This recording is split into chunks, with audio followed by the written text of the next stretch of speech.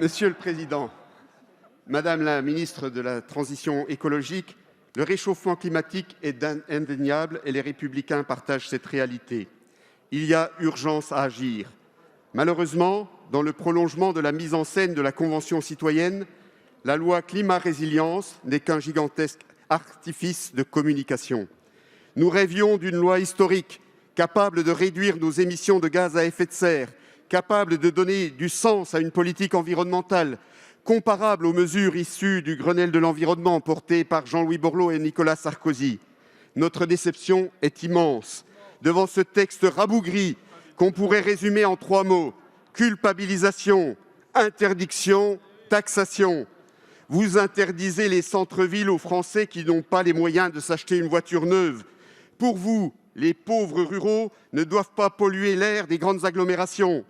Plutôt que d'interdire, faites en sorte qu'une production massive de véhicules décarbonés puisse être proposée à la vente à des prix raisonnables.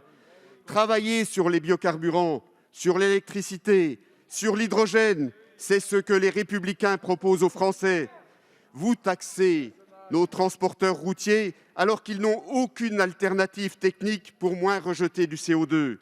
Pire, vous faites revenir l'écotaxe que les bonnets rouges avaient réussi à faire disparaître. Que cherchez-vous réellement? Faire rentrer de l'argent dans les caisses ou protéger la planète?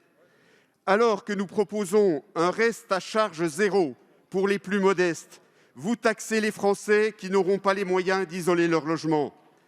Mais que vous ont donc fait les classes populaires pour mériter un pareil traitement? Décidément, notre vision de la protection de l'environnement est bien différente de la vôtre. Madame la ministre, allez-vous en finir avec cette culpabilisation permanente pour enfin écouter les Français qui travaillent au service d'une écologie positive et d'une croissance verte? Merci, monsieur le député.